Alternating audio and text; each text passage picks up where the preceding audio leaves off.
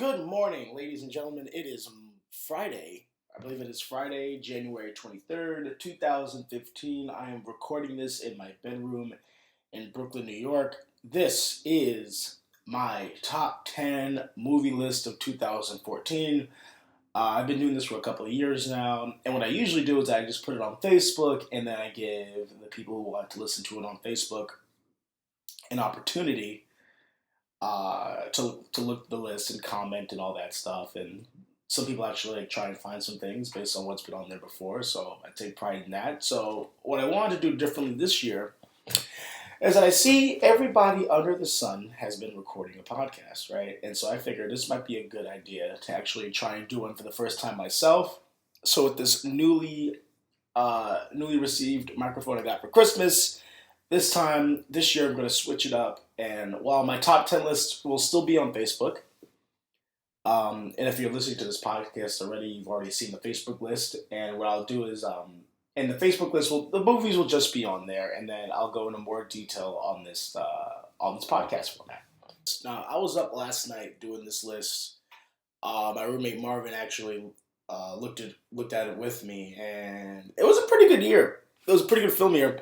I don't think, now, in my opinion, I thought last year's lineup of films was a little better, but I do notice this year, in all the picks that I did make, a lot more films were performance driven, as opposed to sort of like the story of itself. So I do feel in a lot of these cases, the performance of a certain actor is what really drives the quality of a lot of these films. But I tried really hard to make it even and to try and show the best of all different types of genres that came out during the year: Hollywood films, comedies, independent films, and sort of just like big, crazy, grand filmmaking type deals too.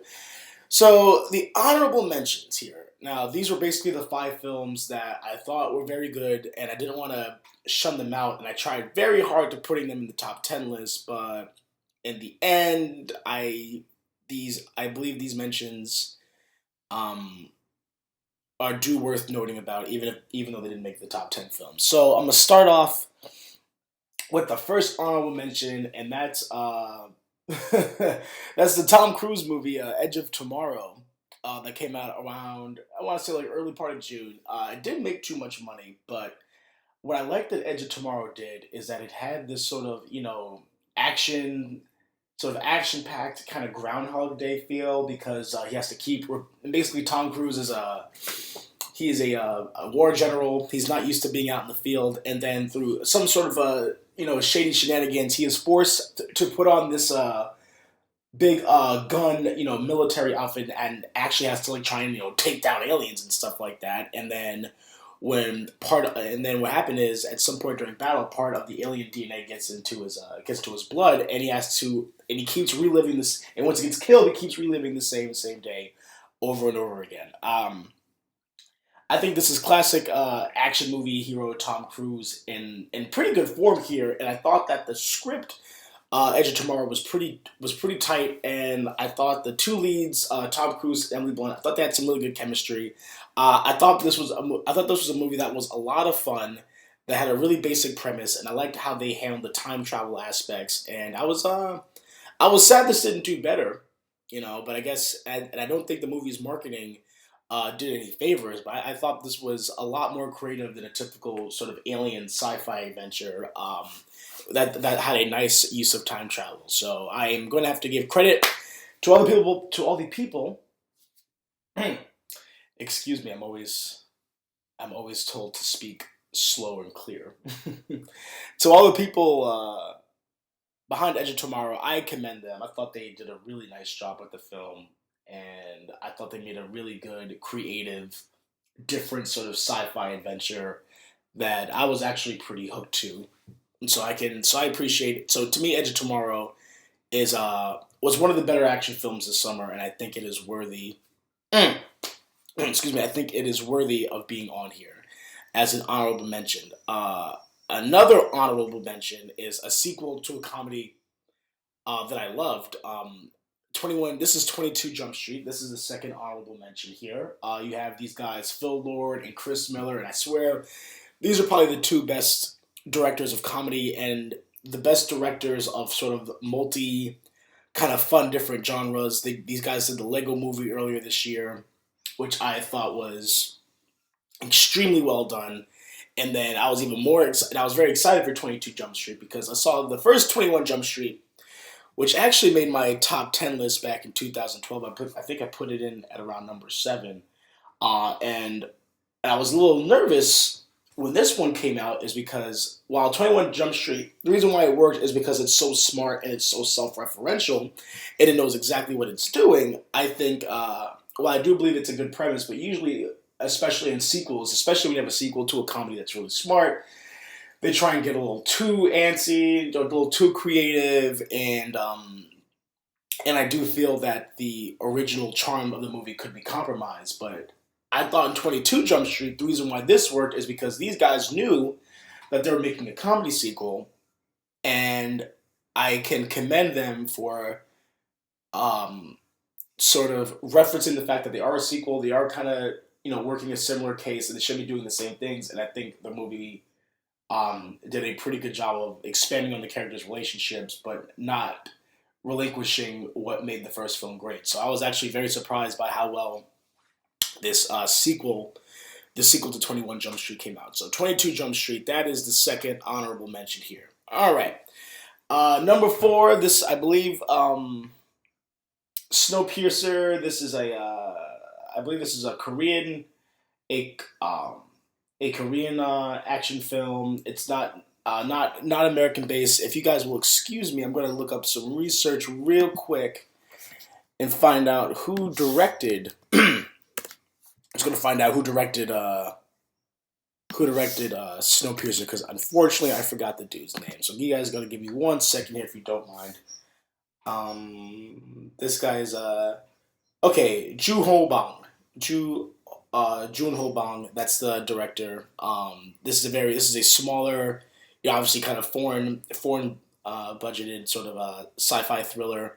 It's basically, I'll read the thing on IMDb here. Set in the future where a failed climax change experiment kills all life on the planet except for a lucky few who boarded the Snowpiercer, a train that travels around the globe where a class system emerges. So basically Chris Evans, he's kind of like the leader of like this of like the sort of the poor end of the planet. He tries so hard to to get to the front. And Tilda Swinton is like this sort of this sort of like class. She's like this sort of guard that kind of that tries to keep all the different classes in order. Tilda Swinton used a nice kind of weird accent here. I thought this movie. And Ed Harris does a great job. He's in the film. Has a lot of different actors in here. I'm just gonna look at John Hurt, Tilda Swinton, Jimmy Bell, Octavia Spencer, Allison Pill from the newsroom. So the cast of this is pretty good. I thought the direction was really well done. I love what this movie said about sort of survival and sort of your level of class dictates how well you're going to be able to survive or your conditions of survival for this for them to live on this train, this sort of never-ending train. So I thought this film had it used a lot of themes that are very prevalent now, especially with people in multi-class systems and quality of living and stuff like that, and what you're willing to do, good or bad, to try and get ahead of that. And I think it showed people's frustrations with that, and I think both sides are so well defined, and it's almost like, and you can tell, and you know whether people are who are sitting in the front of the train or are smart, and you know whether people that's in the back of the train are willing to sort of move up. So I thought this was a very original, very high concept, visually pleasing action film, and I would like to see more films like these, like this here. So I think this is another honorable mention worth discussing. All right, the next honorable mention here is going to be the Grand Budapest Hotel. This is from director Wes Anderson. Wes Anderson, of course, responsible for movies such as Moonrise Kingdom, Fantastic Mr. Fox. If you want to go throwback, what was the one he did with Jason Schwartzman? Oh God, God, Rushmore. Yeah, there you go. Spencer. I'm sorry, almost almost messed up Rushmore there. I'm sorry, dude. He also did Moonrise Kingdom, Rushmore. God, I feel the Royal Tenenbaums. Yeah, what am I doing? The Royal Tenenbaums. A ton of Bottle Rocket. Wes Anderson, an excellent career he's done, and he's so used to doing such smaller but very creative and well thought out, emotionally resonant little films. And I have always respected Wes Anderson for that. His large use of cast, even if you might see a cast member for maybe a total of 5 minutes, everyone always seems to have a purpose. Now, when I saw the Grand Budapest Hotel, this movie did really well this year. This is right behind Birdman as the most nominated film this Academy Award season, with nine nods, including Best Picture, Best Screenplay, and of course Best Director. So I think this movie is extremely well deserved. And to give you a little insight, it's like the movie kind of feels like a fable, where Jude Law is this reporter and he's interviewing. Um, I feel these aren't. I feel this is a really spoiler thing. They're just trying to tell you. I feel I'm gonna try and be as clear, but I don't want to spoil anything. Basically, a reporter interviews a man about what life was like at the Grand Budapest Hotel many years ago, and then when the story actually does a flashback of when the movie goes into a flashback, they actually change the aspect ratio into 4:3, which I thought was a pretty interesting decision because a lot of films were kind of shot like that back in the day. So I can totally see why Wes Anderson decided to do that. I personally wasn't huge by the 4:3, but I kind of I get why he did it, and especially because it wasn't in color. He wanted to show some sort of flashback, so I can respect Wes Anderson trying to change the formats here. Um, the best part of this film, like the movie has it's very funny, and it's a great fable. It's not afraid to sort of go all over the place with kind of twists and turns. It feels very comedic, kind of like this crazy comedic sort of whodunit type of mystery. Like kind of Cluish, kind of like Clue, but done in a much better way than Clue was. Ray Fiennes is absolutely brilliant in the role as the leader of the hotel. I think he has a great chemistry with the little Indian boy. And again, I just don't want to spoil anything for you, so I'll refrain from who's casted as who. Just because I just think I'd like people to just sort of go in with a fresh mind. And the supporting cast has like Tilda Swinton with like an incredible makeup job. I hope the movie gets. I'm pretty sure the movie was nominated for makeup. I thought Tilda Swinton did an excellent job with the makeup here. Adrian Brody was very good. Jeff Goldblum was awesome. I loved how they used Willem Dafoe and Harvey Keitel, and it felt so.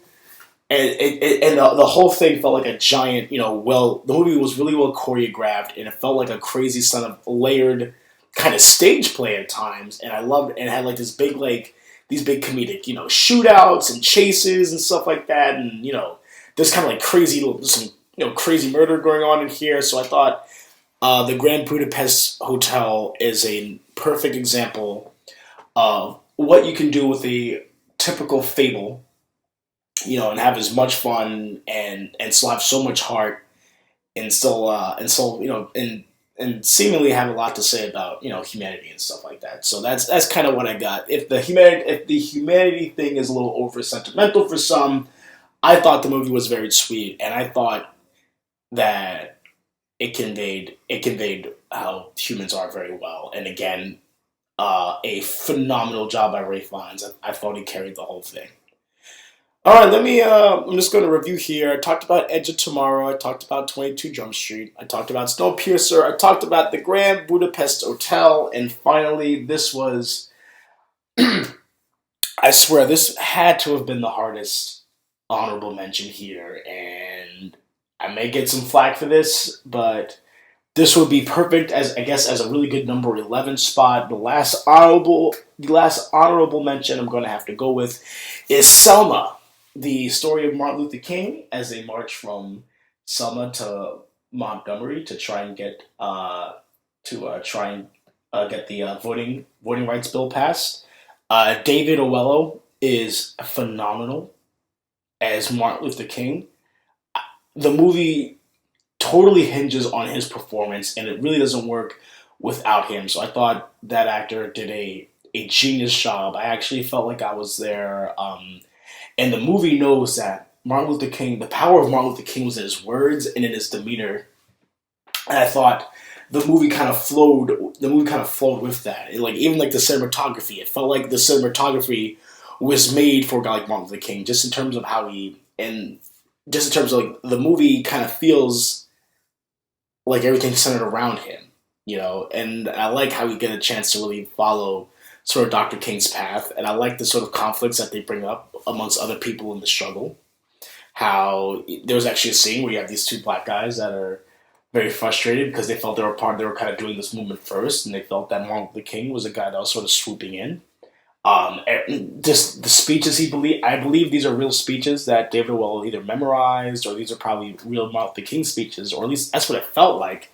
It was just so much like power, and he just like draws your attention in.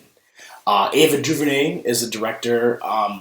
I believe I'm not sure what other films she's done before. I haven't got a chance to do too much research on Ava DuVernay, but I thought she did a fantastic job with the direction of the story. She really knew how to handle the actors. Carmen Ejogo, she's Coretta Scott King.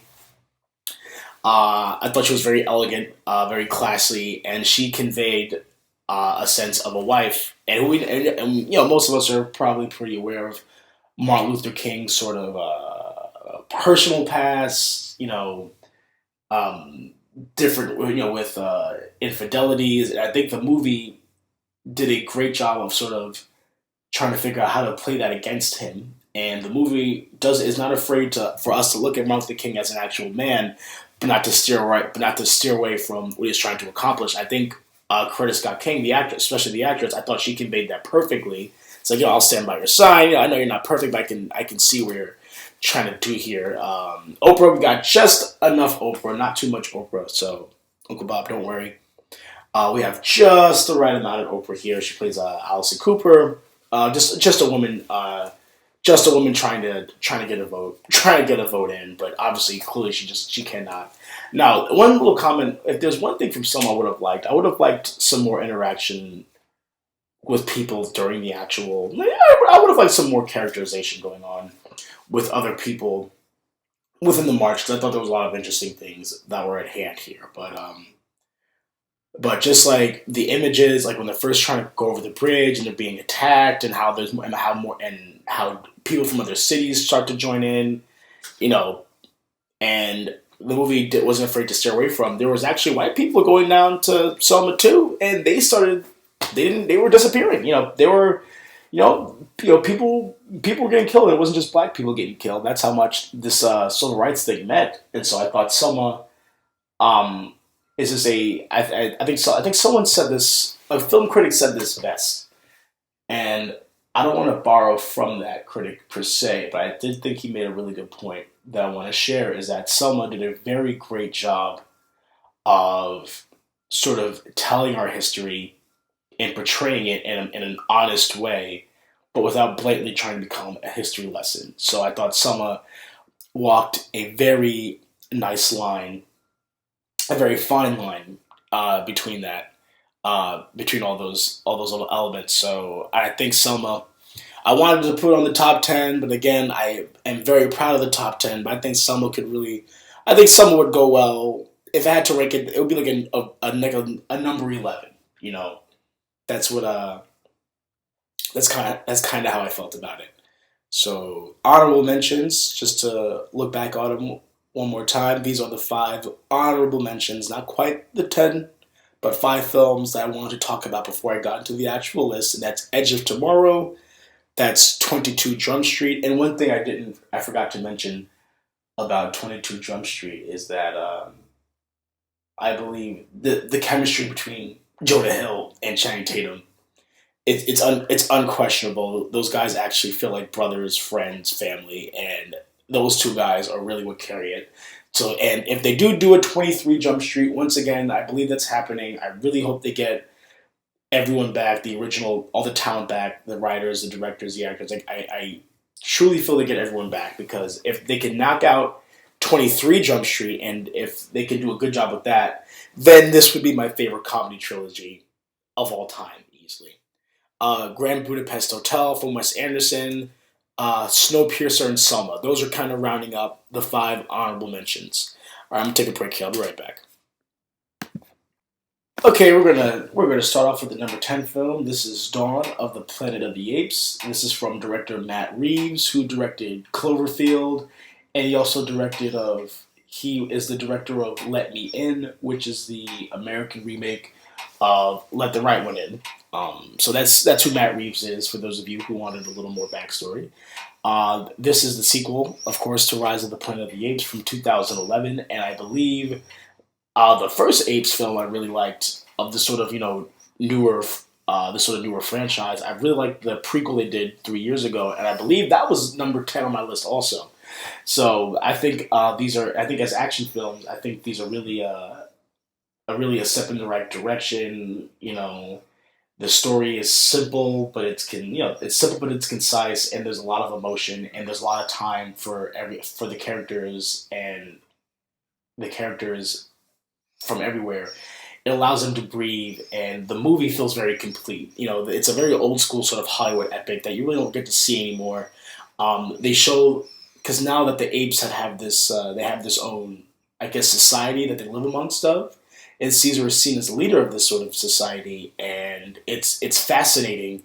It is visually fascinating to see. Just like how these apes, how they move, how they talk, how they relate, how they sort of act like humans, how they can be sort of civil like humans, and they also have sort of humanistic qualities. And as the film goes on, these aren't necessarily they don't necessarily show the best of human qualities amongst these apes, but it shows that they're not that much different from us. And I thought Andy Serkis as Caesar was absolutely phenomenal. I love the motion capture work that they always do, and there's just the whole team from all those games because they feel so real. And in this film, Caesar's allowed to talk more, but yet he talks so simple, and his words mean so much, and every scene he's in is effective. Jason Clarke is sort of the human of the story, and they're trying to work together here. Gary Oldman is sort of like this leader of like these like the last remaining humans, and they're trying to they're trying so hard on the human side to sort of get their life back on track because so many of them had died in the sort of like in like this virus epidemic that kind of expanded at the end of the first film. I think it's emotionally raw. I love the conflicts amongst the apes too, and I love how it really shows that the apes, humans. It's a very you know I guess sort of man versus beast type of conflict, and the movie really shows how we all should try not. It shows how important it is if everyone sort of banded together, and it really leaves up for another really good Planet of the Apes film. I hope because I thought the set pieces were good. It was done such an it was very touching, and it was done on such a great big action level that it does feel like a throwback Hollywood film, and I also feel this serves really well as a standalone story as well as a sequel. There's going to be another movie of these, but I thought Dawn of the Planet of the Apes did exactly what sequels were supposed to do. They made it more emotionally resonant. The stakes seemed a lot bigger, but they didn't steer away from what made the first film so great. So number 10, Dawn of the Planet of the Apes. I think it's the best Hollywood action film of this year.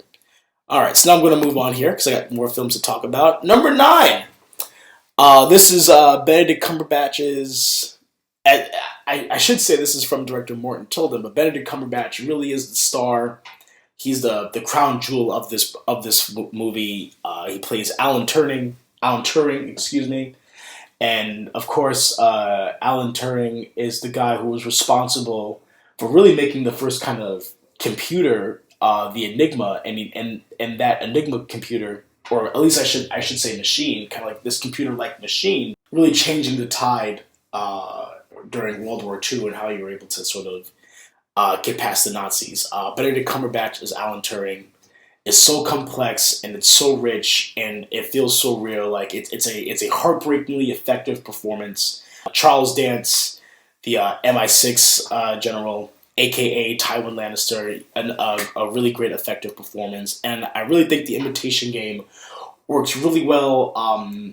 It is a it is part character piece, but in terms of them actually cracking the codes, I think it actually works really well as a thriller too, as a nice cracking code thriller. Keira Knightley, I believe she's nominated. I think this film did very well. The Imitation Game did very well. Morton Tilden, who was up for director, and I believe my friend Spencer was always telling me about this film, Headhunters, that Morton Tilden did. That was really successful in. I believe it's a Norwegian film. It was a very successful Norwegian film. Of course, Benedict Cumberbatch. You might have seen him You might have seen him as Sherlock Holmes if you're a fan of the BBC show. I know a lot of people are. My brother Pat is a big fan of the show. My friend Robbie, I know a lot of people that watch the Sherlock Holmes show on BBC. I personally have not seen it, but I'm sure he's very good.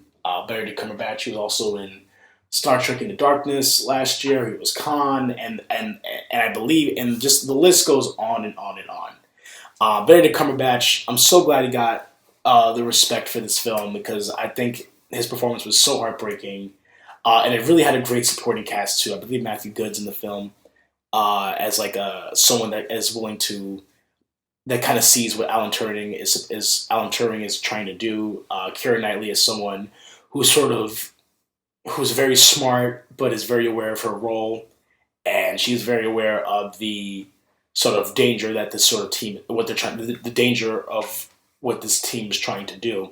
And so Keira Knightley did a nice job as this sort of strong female voice in the film. A heartbreaking story, I wish, and they didn't delve too much into his homosexuality, but they did, just enough to sort of give the movie a really kind of a bittersweet ending. It was sweet because the machine worked, but it was bitter because of what Alan Turing had to go through in later years in his life. And of course, leading, I believe he committed suicide towards the end of his life because of this sort of crime of homosexuality that was sort of placed on him, ignoring such a better work in hand. So I thought the Imitation Game. I thought the title was really smart here. So number 9, Imitation Game. I was very happy. The Best Actor race is very competitive this year. I'm not sure how Benedict Cumberbatch is gonna. I'm not sure how well he'll go as far as the race, as far as the Best Actor race is. But I'm very happy that he got in there as Best Leading Actor. I thought Benedict Cumberbatch, he was the backbone and really drove this film as to something a lot more exciting, because I saw this film Tinker Tailor Spy a few years ago, and I was kind of afraid that the Imitation Game was kind of do that. It would be like a more slower kind of methodical kind of spy thriller, but I thought this was much more fast paced. I felt there was a grander stake at risk, and I thought the Imitation Game really sort of conveyed the personal tragedy, and it also conveyed what a hero this guy was at the same time. So Imitation Game, number 9. Okay, number 8. This was tough because I believe this kind of got the Selma spot, but number 8 is The Drop. This is, of course, with Tom Hardy, Naomi Rapace, the original Girl with the Dragon Tattoo, for those of you who don't know. And, of course, this is really the last performance that you're going to see from the great James Gandolfini. Again, such a talent, such an unfortunate loss, such a talented man. But The Drop really did a great job of showing, how great of an actor James Gandolfini was, and what his character sort of represented. And I thought it was a really good send-off. Now, because I believe The Drop was based off a short story that was written by Dennis Lehane. Dennis Lehane also wrote the screenplay. And Dennis Lehane has wrote some great excuse me. Dennis Lehane has written some terrific crime story short novels, including Mystic River, and I believe he also wrote Shutter Island, the book. So Dennis Lehane is an awesome short kind of a crime writer, and I believe he did the short story of this film called Animal Rescue, which was later going on to the drop. And and basically Tom Hardy is a guy, Bob. He's like a just a regular Brooklyn guy, with a kind of a checkered past. He kind of helps around the bar in the neighborhood in Brooklyn, and him and James Gandolfini, they get robbed one day because they're a part of this sort of money transferring service that they kind of have to do, and the wrong money gets stolen from the wrong guys. So now James Gandolfini and Tom Hardy have to try and figure out how to replenish that money. James Gandolfini is the owner of Uncle Marv's bar. That was bought out by a bunch of thugs, and so now he no longer owns the bar now, but it's sold. But he feels like kind of a shell of a man still. The movie really reminded me of Donnie Brasco, and especially in terms of Pacino's character, because you believe in Donnie Brasco that Al Pacino was this big time gangster that was sort of dwindled down as time went on, and more people started to take the ranks above him. And I thought The Drop did a similar thing. Obviously, we've seen Tony Soprano, James Gandolfini. We know him as Tony Soprano, as that leader. And I believe The Drop is something that would have happened to the Sopranos maybe in like 10 years down the road. They just get muscled out by newer, more foreign guys, and it's just a money thing. And James Gandolfini, he really depicts that he feels like a shell of a man, and he sort of hates what he's become, and his name used to have so much more value, but now he's really just seen as just like this sort of forgettable guy in this sort of crime scene. But Gandolfini doesn't want to do that, and we actually we get such a great history, a great backstory of both Tom Hardy and Gandolfini's characters, and as the plots of the film unfold, you actually understand why both men do what they do in the film. Now, I'm not going to go too much into detail. I don't want to spoil it. But it's called The Drop. It's an excellent film. A great way for Gandolfini to go off. A good way to remember him. Just a terrific crime drama, which I am a sucker for. So, number 7 goes on to one of my favorite directors, David Fincher, and this is Gone Girl. Ben Affleck and Rosamund Pike is basically like this sort of seen as this sort of pitch perfect, American couple on the outside, but boy, that is so not the case. There's a lot of mess up things going on here. The movie really plays well on sort of tabloids and kind of crazy journalism and scandals and stuff like that, and just sort of the tragedy and the downfall of what is seen as a perfect couple. And obviously Rosamund Pike, she plays Amy. She is the Gone Girl, and Rosamund Pike does such a phenomenal job of playing like this woman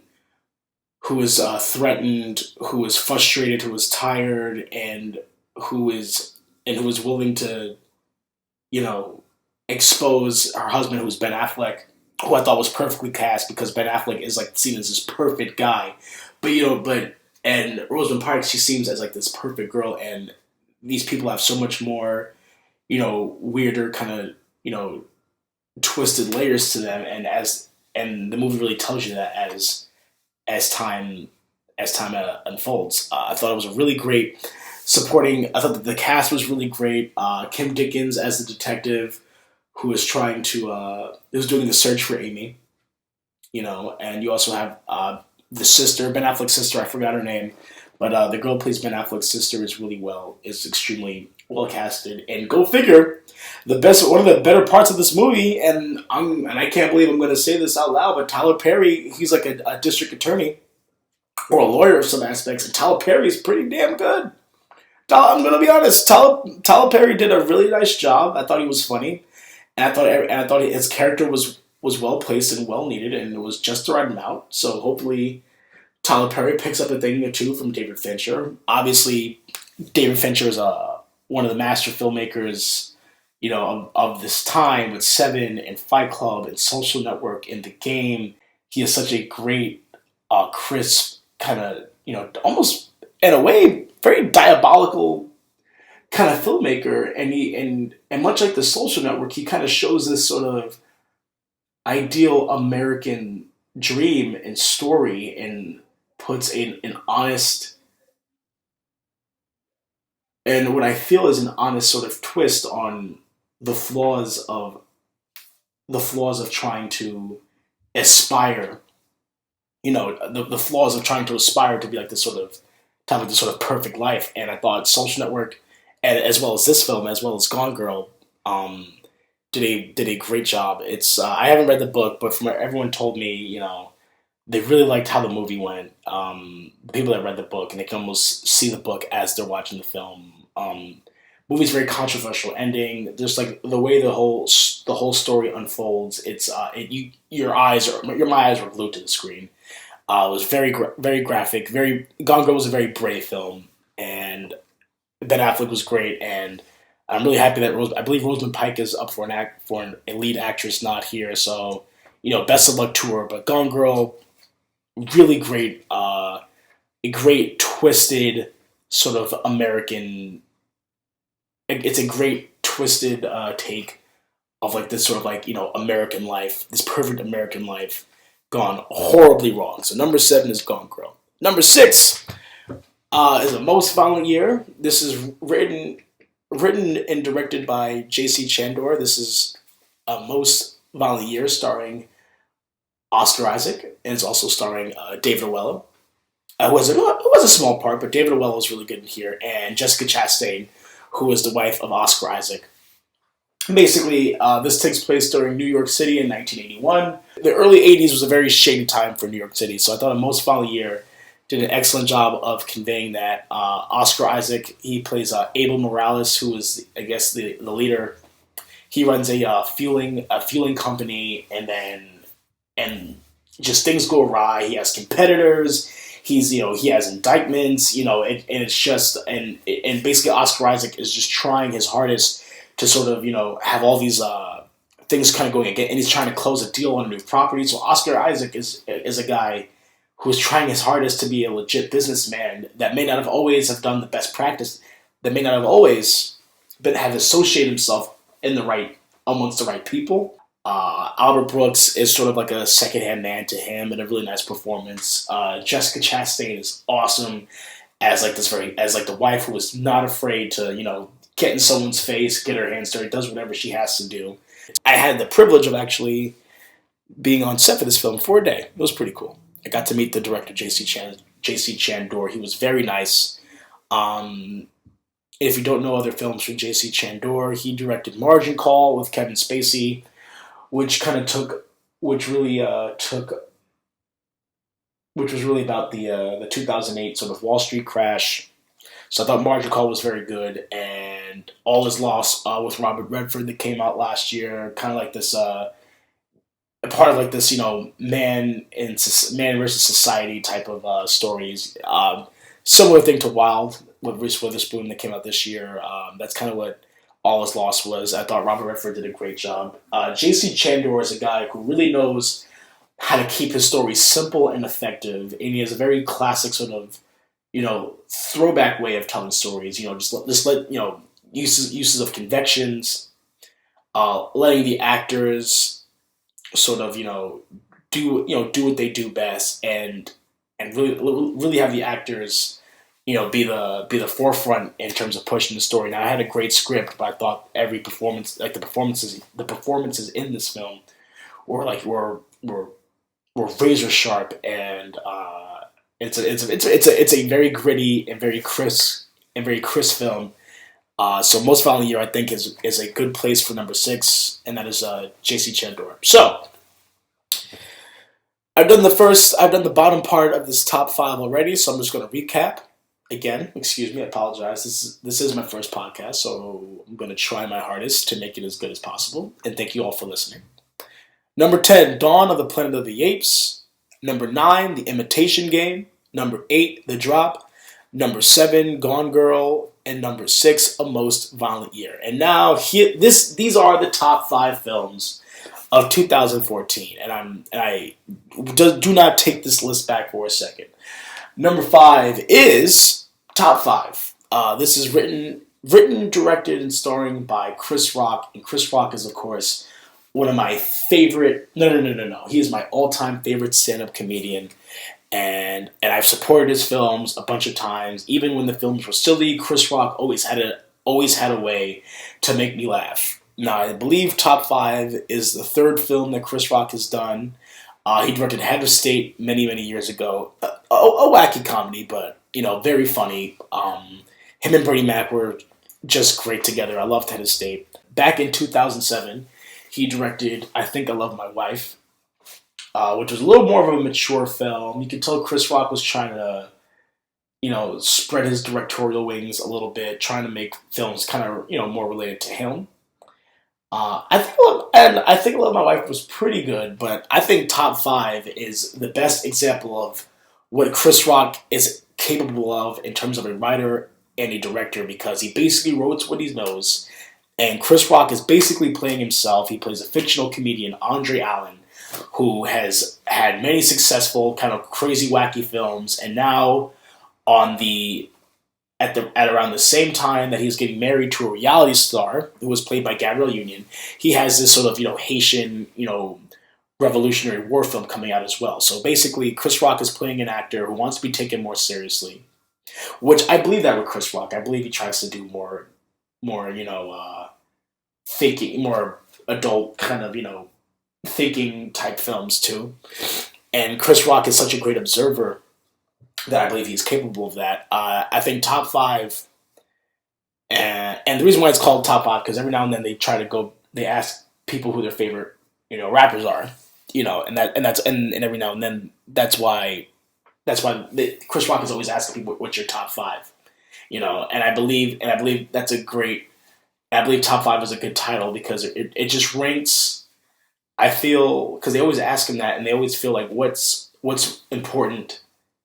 What when they ask him about the rappers, it makes someone think about, oh, I like this rapper, I like this rapper. But I believe Top 5, and I believe why it's called Top 5, is that it's just a way of you sort of listing, what's your priorities in life, what is more important to you, what is truly what truly is making you happy, and you see that, and he sees, and we see Chris Rock, we see him interact with his girlfriend. We see him interact with his family. We see him interact with his peers, and you sort of get a sense of who this fictional character is. We also get a sense of what Chris Rock is like, because you believe he's probably a guy who's had some lows, who's had some highs. He's had he's had stories about him. He's someone that's been in the public eye, and he's someone that doesn't want to feel funny just because people ask him to be. He's a guy that believes that there should be a purpose in his humor, and I thought Top 5 conveyed that really well. I thought Rosario Dawson was really good as the reporter who was trying to interview him a story, and and they have a great personal connection, and you can see that over the course of a day. And I really enjoyed the character arc. The movie's really naturally funny, and it's also very smart. And the blending of the two different styles of humor seem really seamless in a way that a lot of comedy directors sort of struggle to blend in serious and humor well. And I thought Chris Rock did a phenomenal job. I think the movie's funny. I think it's smart. I think it's edgy, and I think it has a purpose. So I absolutely love Top 5. And again, it's a movie about finding yourself, finding the best parts of yourself creatively, how to express yourselves, and how to prioritize your life, and how prioritizing your life is really the best way to sort of make you successful. So that's what I got from Top 5. So I thought it was an excellent film. A lot of people are talking about this number 4 film. This number 4 movie is Boyhood. This is from Richard Linklater, who has made films over many years. Directed a lot of different films. The Before Sunrise movies, Slackers is probably his most famous film, but I think Boyhood. But and I'll admit, I haven't seen a lot of Richard Linklater films. I haven't seen a lot of Richard Linklater films, but I thought Boyhood was such a simple story. And of course, if you don't know, Boyhood is the movie that was made over the course of 12 years. So it's a true sort of time capsule of what it's like to be basically a boy growing up between the ages of 6 and 18. And the movie, there are parts of the movie that actually look like they were shot that was shot in 2002, and you actually see Patricia Arquette and Ethan Hawke. You see them they're the parents, and you see them sort of grow with time, and you can tell that they're both good parents that actually care about their kids. The boy Mason, he's the boy in Boyhood. That's kind of what he's centered around. And that this movie it is probably the best example of a coming of age movie that I can think of in the most literal sense. And I like that they actually took real. It's almost like it feels like a string of home movies. It feels like a string of different fictional home movies that really make a complete story, and it really gives you a great sense of who this boy is, what he's gone through, and what he can grow up to be. And like, and this isn't a sweet film. It's rated R. Some legit things happen. Some messed up things happen. Patricia Arquette is the mom, and I think her performance in the movie was just amazing. I really hope she wins an Oscar for Best Supporting Actress, because I believe she had the hardest job, because clearly the kids in the movie, the daughter is the daughter is Richard Linklater's daughter, and then the boy, he's just I'm not sure. I'm pretty sure the boy, I don't think he's an actor. I think the boy is a non-actor.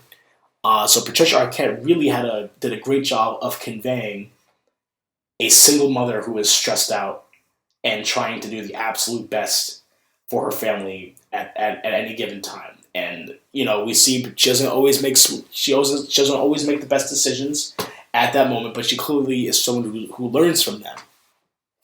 So I thought Patricia Arquette had the hardest job, and I thought did the best job of really carrying the sort of emotional weight of the film. I loved Ethan Hawke because he's like this in a lot of films. He's just like the cool, kind of funny guy. Was probably a frat boy growing up, but is definitely matured. And I thought that Ethan Hawke, he's the dad. He's not the dad he's around. Patricia Arquette's kind of raising these kids themselves. But I thought Ethan Hawke did a amazing job of conveying a flawed father.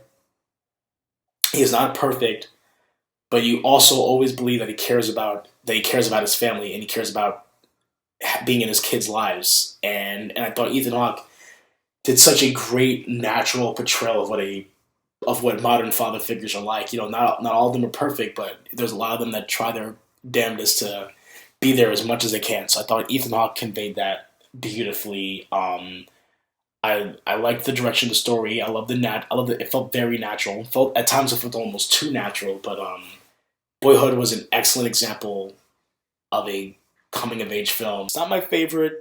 I do think there are films better than Boyhood, which I will get to, but I think as a coming of age story, I think it has a lot of heart. I think the movie went on a little bit too long, but that might have perhaps been a purpose. But Richard Linklater, a bang up job, and good for him for sticking with this concept for so many years, because I bet you a lot of people doubted that it would actually get finished. So major props. So I think you're looking at this year's Best Picture winner. Okay, number 3 is Foxcatcher. Foxcatcher is, of course, the true story of Olympic brothers David and Mark Schultz, and Steve Carell is the leader of this sort of weird, wealthy millionaire leader of this Foxcatcher training camp. And Steve Carell's performance is just out of this world. He's creepy. He's disturbed. He feels ugly. He looks ugly in a way. He has a kind of a crazy prosthetic nose, but The performance. This is not. This is a hard film to watch. It's depressing.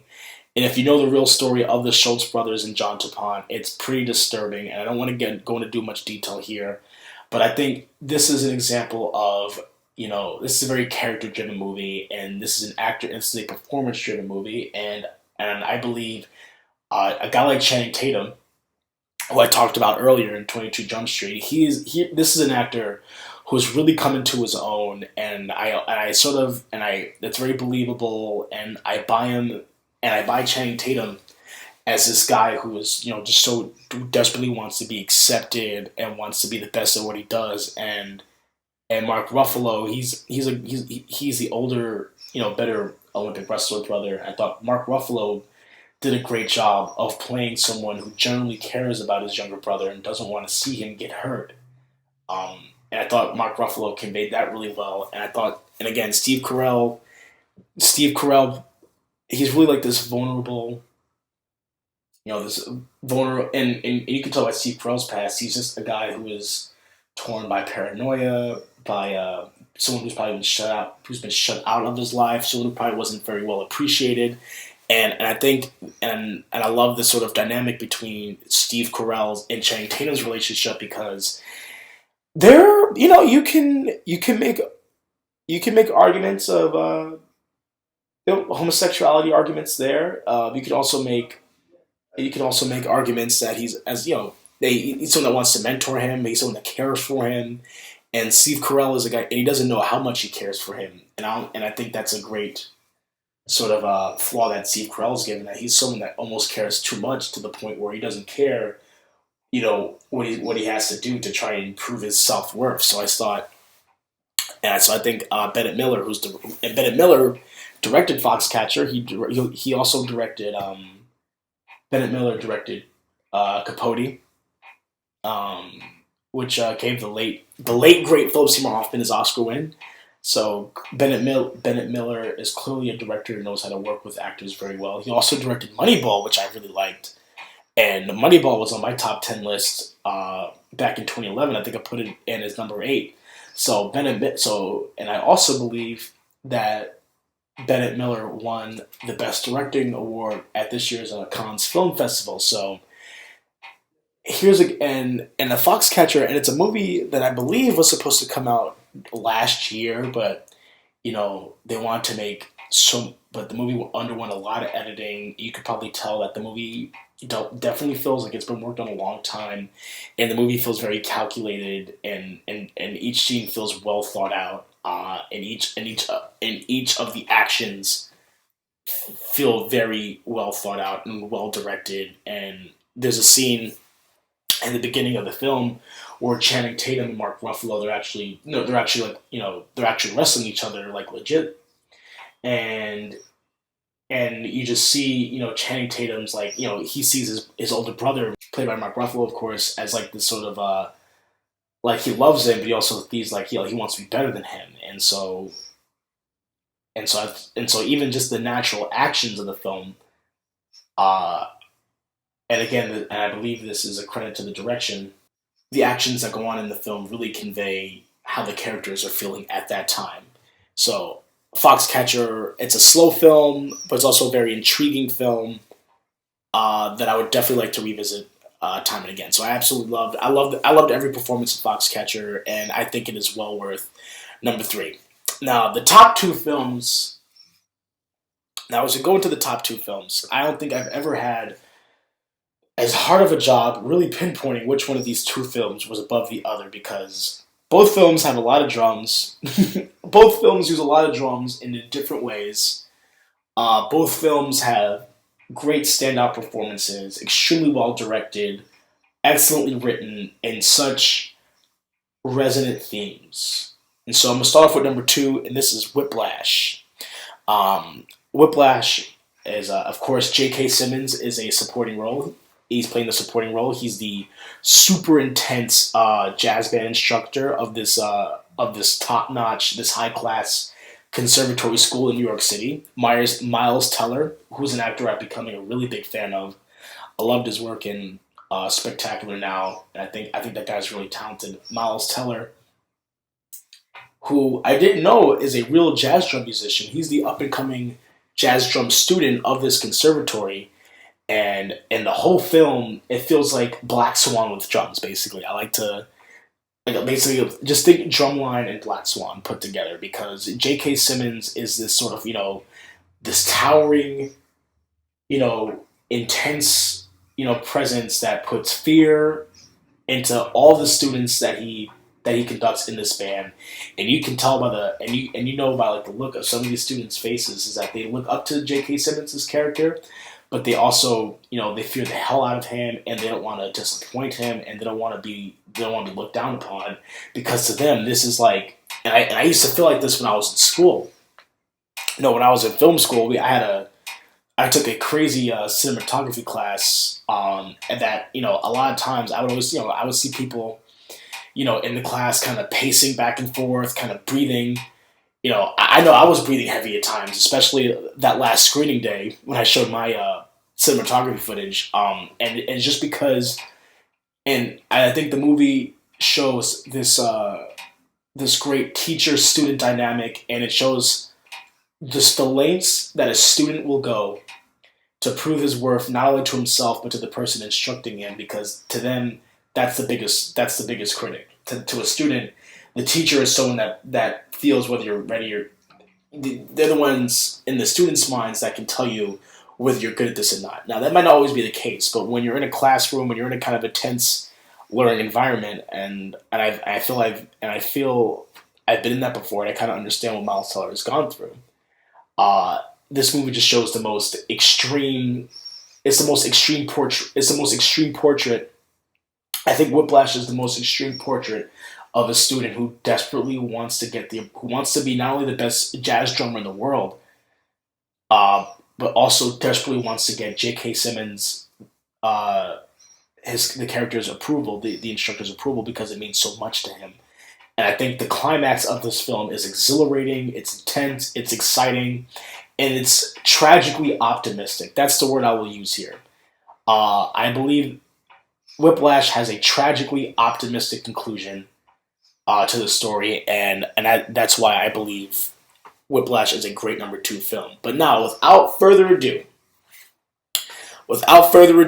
the number 1 film, my absolute favorite movie of 2014, is from Alejandro Inarritu, Birdman. And of course, Inarritu, he's directed Babel. I believe he's directed 21 Grams. Inarritu is a amazing director.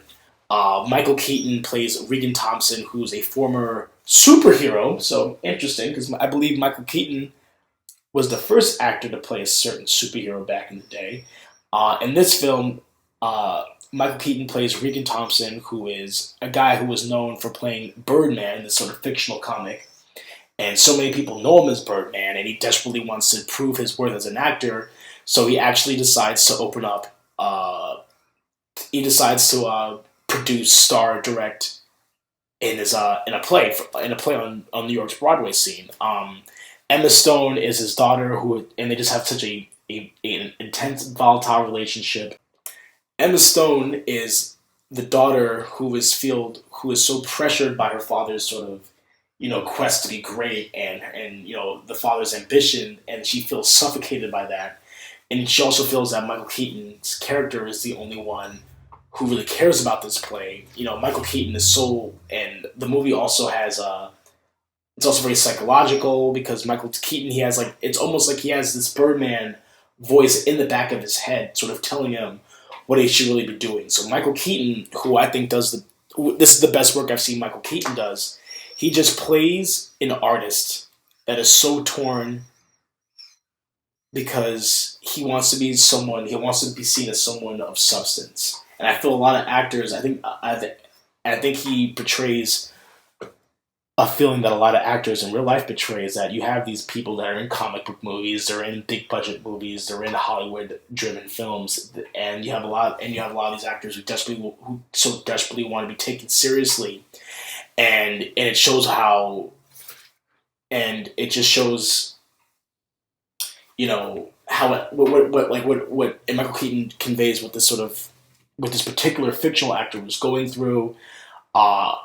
it shows you how much criticism can affect these really how much criticism gets to these actors. So I thought Bergman does a great job of that. Like there's like the movie it fears criticism, and it knows it has a love, and the movie has a love for this movie. Birdman has such an appreciation, such a respect for the value of performance and how much performance means to them, and how much actors and how much it is important to us. That I feel a lot of actors are revered in a certain way.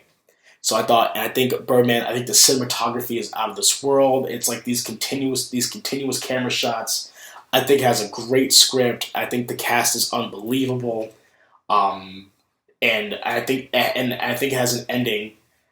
And I think the ending is so layered and so textured and could be opened up for conversation. And I do feel both films are resident with me personally in two different ways. Whiplash, that's like personal, professional sort of ambition that I feel Whiplash tries to play on, and I feel that Birdman is a very cinematic version of how important it is to be how important it is to be respected as someone who's an artist, or as someone who likes to perform, or someone who likes to entertain. So I think Birdman is such a great little capsule of how people are revered, or how people like to be revered in as regards to performance. I thought Inarritu did a fantastic job conveying that.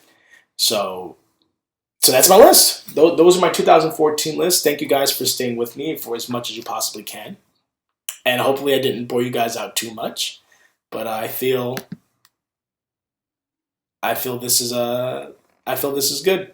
I feel this is a good list. So I'm just gonna go back into it one more time. Number 10 is Dawn of the Planet of the Apes. Number 9 is The Imitation Game. Number 8 is The Drop. Number 7 is Gone Girl. Number 6, A Most Violent Year. Number 5, Top 5. Number 4, Boyhood.